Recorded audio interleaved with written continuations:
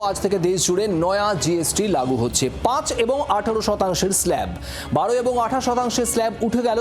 নিত্য প্রয়োজনীয় থেকে ওষুধ, বাইক, স্কুটি থেকে টিভি, ফ্রিজ আজ থেকে কমতে চলেছে এই সমস্ত কিছুর দাম।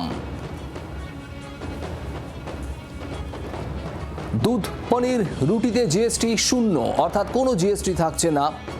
নয়া জিএসটি রেট জিএসটি 2.0, সেখানে অধিকাংশ নিত্য প্রয়োজনীয় জিনিসের দাম কমতে চলেছে এমনটাই দাবি। এবং আপনাদের দেখাচ্ছি ঠিক কোন কোন জিনিসের দাম কমতে চলেছে। নিত্য প্রয়োজনীয় প্রায় সমস্ত জিনিস, তেল, সাবান, শ্যাম্পু, ব্রাশ, শেভিং ক্রিম, সেই সঙ্গে সঙ্গে কেক, বিস্কিট, নুডলস, চানাচুর, নিমকি, ভুজিয়া জাতীয় খাবার, এই সমস্ত কিছুর দাম কমছে। দাম কমতে চলেছে বাসনপত্র, রান্নার জিনিসপত্র, শিশুদের ন্যাপকিন, ডায়পার, এইসবেরও দাম কমছে। দাম কমছে খাতা, পেন, পেন্সিল, রাবার। জিএসটি, নয়া জিএসটির জেরেই দাম কমতে চলেছে জুতো, জামা কাপড়, চাষের জিনিসপত্র, কীটনাশকেরও দাম কমছে। শাকসবজি ও কৃষিজাত পণ্যের দাম কমবে। মাছ, ড্রাই ফ্রুটস, জলের বোতলের দাম কমতে চলেছে। আজ থেকে দেশ জুড়ে চালু নয়া জিএসটি। আমাদের তিন প্রতিনিধি আমাদের সঙ্গে রয়েছেন সরাসরি। নয়াদিল্লি থেকে রাজীব চক্রবর্তী রয়েছেন, অন্যদিকে শহর থেকে দুই প্রতিনিধি অয়ন ঘোষাল এবং অয়ন শর্মা, দুজনেই রয়েছেন আমাদের সঙ্গে। আমি সবার আগে রাজীবের কাছে যাব। রাজীব, সাশ্রয়ের উৎসব বলেছেন গতকাল প্রধানমন্ত্রী নরেন্দ্র মোদী। আজ থেকে নয়া জিএসটি রেট চালু হতে চলেছে, কি প্রভাব পড়তে চলেছে বাজারে, আর রাজনৈতিক মহলই বা কি বলছে? একেবারেই শুভজিৎ, দেখো দুটি দিক রয়েছে এর প্রভাব এবং রাজনৈতিক যে তার প্রতিক্রিয়া। প্রথমত তোমাকে জানিয়ে রাখি যে এই যে সাশ্রয় উৎসব প্রধানমন্ত্রী নরেন্দ্র মোদী তিনি গতকাল জাতির উদ্দেশ্যে ভাষণে তার নামকরণ করেছেন, প্রকৃত অর্থেই সাশ্রয় উৎসব। তার কারণ যদি তুমি দেখো দীর্ঘদিন পরে যারা ভারতবাসী তারা শুধুমাত্র মূল্য বৃদ্ধি দেখে এসেছে, কোথাও কোনো কিছুতে দাম কমছে সরকারি সিদ্ধান্তে, এই সিদ্ধান্ত বোধহয় অনেকদিন পরে এলো। খুব স্বাভাবিকভাবেই সাধারণ মানুষ তারা খুশি। তার কারণ যেমনটা তুমি বললে, একেবারে চাল ডাল, একেবারে তেল নুন থেকে নিত্য প্রয়োজনীয় যে সমস্ত পণ্য, সেই সমস্ত সামগ্রী পণ্যের নতুন করে দাম কমছে। এবং দেখা যাচ্ছে যে জীবন বীমা, ভারতীয় যে সিস্টেম, তাতে জীবন বীমা এবং স্বাস্থ্য বীমার গুরুত্ব অপরিসীম। সেই দুই ক্ষেত্রেও কিন্তু দেখা যাচ্ছে জিএসটি একেবারে জিরো করে দেওয়া হয়েছে, অর্থাৎ তার যে প্রিমিয়াম সেটা দিতে গেলে 18% জিএসটি আর লাগছে না, একেবারে কোনো জিএসটি লাগছে না। এক্ষেত্রে তোমাকে জানিয়ে রাখি যে 5% এবং 18% স্ল্যাব বেঁধে দেওয়া হয়েছে। কিন্তু এর আগে যে স্ল্যাবগুলি ছিল 5, 12, 18, 28 এবং তারপরে গিয়ে 40%, এবারে 40% জিএসটিও থাকছে, কিন্তু সেটি একেবারে টোবাকো রিলেটেড যে সমস্ত তামাকজাত দ্রব্য তাতে পাচ্ছে। এক্ষেত্রে জানিয়ে রাখি এই তামাকজাত দ্রব্য বললেও পশ্চিমবঙ্গের জন্য অত্যন্ত গুরুত্বপূর্ণ বিড়ি শিল্প, সেই বিড়ি শিল্পে কিন্তু জিএসটি অনেকটাই কমিয়ে দেওয়া হয়েছে। বিড়ির পাতার ক্ষেত্রে 18% থেকে নামিয়ে আনা হয়েছে 12%, এবং বিড়ি উৎপাদনের ক্ষেত্রে 12% থেকে নামিয়ে আনা হয়েছে। অর্থাৎ সব মিলিয়ে আম জনতার জন্য একটা বড় সুরাহা, এবং উৎসবের মুখে এই সুরাহা পেতে চলেছেন আম জনতা গোটা দেশ জুড়ে। আর এখানেই প্রধানমন্ত্রীর বক্তব্য, সাশ্রয়ের উৎসব শুরু হতে চলেছে। রাজীব, সঙ্গে থাকো আমাদের। আমি একটু অয়নের কাছে যাব। অয়ন ঘোষাল আমাদের প্রতিনিধি রয়েছেন আমাদের সঙ্গে সরাসরি। অয়ন, যেমনটা আগেও তোমার সাথে কথা হচ্ছিল যে আজ থেকে নয়া রেট চালু হচ্ছে, কিন্তু দোকানে পৌঁছানোর পর, বাজারে পৌঁছানোর পর ক্রেতা, মধ্যবিত্ত ক্রেতা, তারা কি এর প্রভাব আজ সকাল থেকেই পাচ্ছেন, নাকি তার জন্য আরো কিছুটা অপেক্ষা? কি বলছেন সাধারণ মানুষ? অবশ্যই কিছুটা অপেক্ষা তো বটেই, কারণ যে কোনো রিফর্ম, যে কোনো সংস্কার, তার ইমপ্লিমেন্টেশনের ফল পেতে কয়েকদিন অপেক্ষা করতে হয়। ধরা যাক আমি একজন বিক্রেতা, আমি এর আগে যে জিনিসগুলো পাইকারি বাজার থেকে কিনে আমার দোকানে রেখেছি, আমি তো সেগুলো 12% জিএসটি দিয়েই কিনে এনে দোকানে রেখেছি। ফলে আমাকে তো এই স্টকটা শেষ না হওয়া পর্যন্ত ওই প্রত্যেকটি সামগ্রী 12% জিএসটিতেই বিক্রি করতে হবে, তাহলে তো আমার লস। আমি তো হঠাৎ করে কালকে থেকে রিফর্ম অ্যানাউন্স হয়েছে বলে এগুলোকে 5% জিএসটিতে বেচতে পারবো না। আজকে সকাল থেকে একাধিক বাজারে ঘুরেছি আমরা ক্যামেরা নিয়ে, আমরা বহু ক্রেতা বিক্রেতার প্রতিক্রিয়া নিয়েছি। ক্রেতারা বলছেন তারা আজকেই এই জিএসটির কোনো ইনস্ট্যান্ট সুফল পাচ্ছেন না। আর বিক্রেতাদের বক্তব্য যেটা আমি এইমাত্র বললাম, সব মিলিয়ে যতক্ষণ না পর্যন্ত নতুন স্টক এই প্রত্যেকটি দোকান নিত্য ব্যবহার্য সামগ্রীর সেখানে পৌঁছচ্ছে এবং তার সুফল সরাসরি ক্রেতারা পাচ্ছেন, ততক্ষণ পর্যন্ত অফিসিয়ালি সাশ্রয়ের উৎসব চালু হবে কিনা তা নিয়ে যথেষ্ট সংশয় রয়েছে। তার মানে এই সাশ্রয় উৎসব চালু হতে আরো কয়েকটা দিন লাগবে। পরিবর্তিত প্রাইস, পরিবর্তিত এমআরপি নতুন প্রোডাক্টে থাকবে এবং সেই প্রোডাক্ট কেনার পর সুরাহা পাবেন আমজনতা। তার জন্য আর কয়েকটা দিনের অপেক্ষা। অয়ন শর্মা আমাদের অপর প্রতিনিধি রয়েছেন আমাদের সঙ্গে। অয়ন, অত্যন্ত গুরুত্বপূর্ণভাবে ওষুধ, নিত্য প্রয়োজনীয় ওষুধ, সেই সমস্ত কিছুর দাম কমতে চলেছে। আমি ঠিক এই জায়গাতে আসবো, তবে তার আগে সাধারণ মানুষ তারা এই জিএসটি সংস্কার নিয়ে, নতুন জিএসটি রেট নিয়ে কি প্রতিক্রিয়া দিচ্ছেন শোনাবো।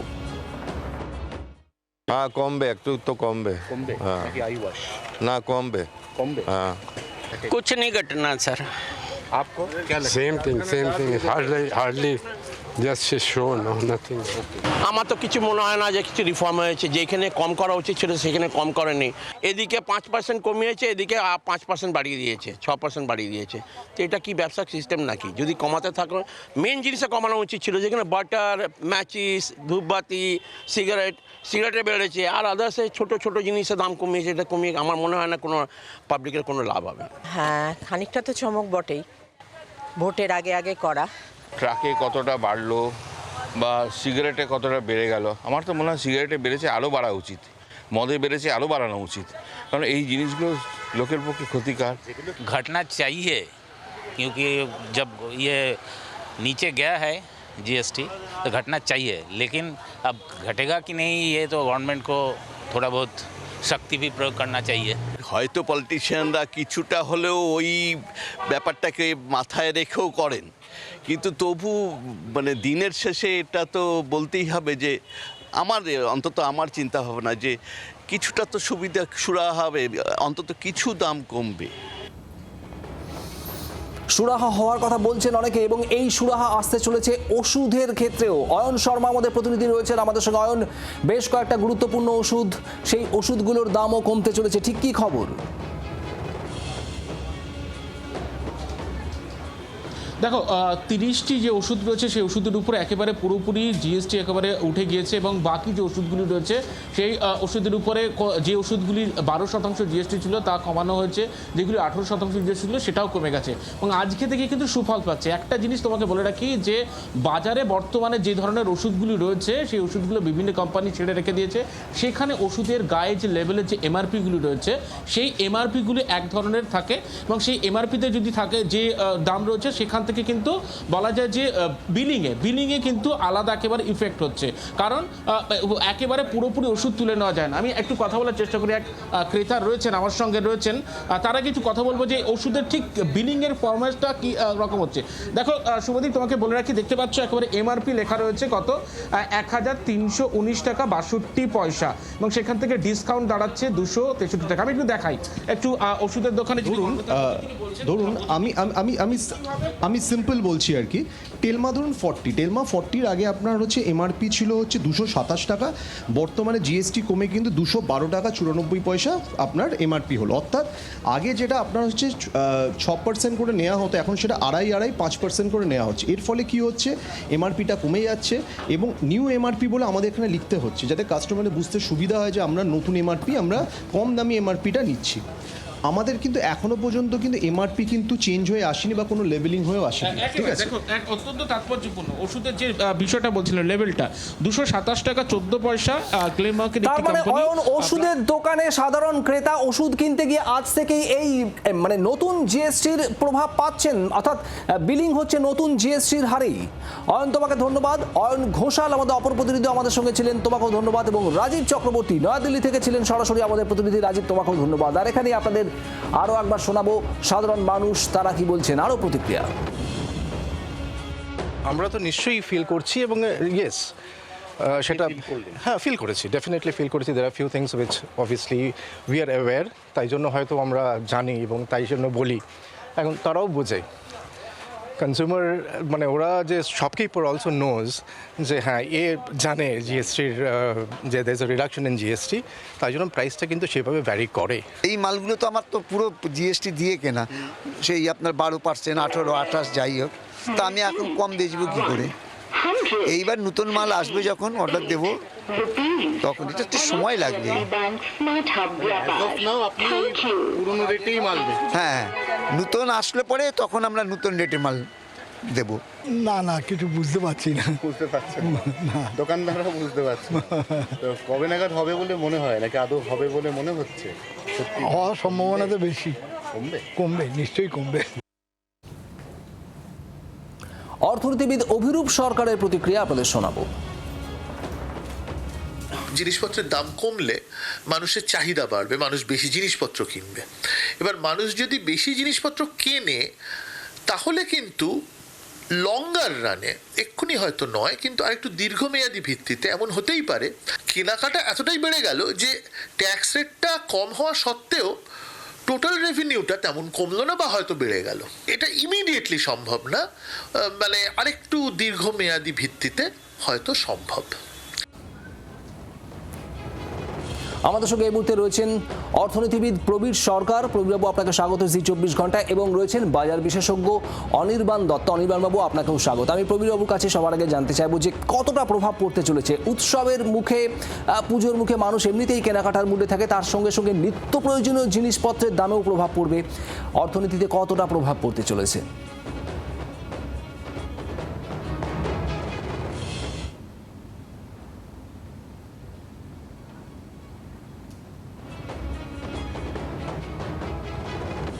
প্রবীরবাবু শুনতে পাচ্ছেন আমার কথা? হ্যাঁ, পাচ্ছি। হ্যাঁ, আমি এটাই জানতে চাইছি যে কতটা প্রভাব পড়তে চলেছে এই নয়া জিএসটি রেটে অর্থনীতিতে এবং সাধারণ মধ্যবিত্তের জীবনে।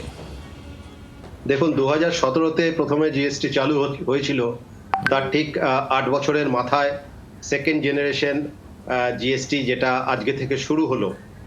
ব্যক্তিগতভাবে আমার মনে হয় আমাদের মতন উন্নয়নশীল দেশে, যেখানে economy maximum dependent on the internal consumption, আমাদের নিজেদের কনজামশনের উপরে যে ইকোনমি ডিপেন্ড করে, এবং আমাদের যে সোশিও ইকোনমিক স্ট্রাকচার, তার দিকে তাকিয়ে ভারতীয় সরকারের এই যে পদক্ষেপ, এটা আমার মনে হয় অত্যন্ত সদর্থক।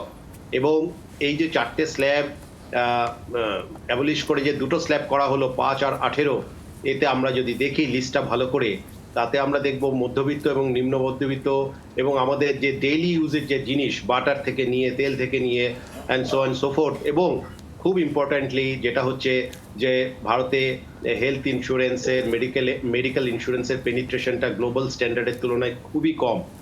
বিভিন্ন রাজ্য সরকারের থেকে এবং বিভিন্ন অর্গানাইজেশন থেকে এই বাজেটের পরেই হেলথ প্রিমিয়াম এবং লাইফ ইন্স্যুরেন্স প্রিমিয়ামের উপরে যে জিএসটিটা নেওয়া হতো 18%, সেটা কমানোর কথা বলা হয়েছিল।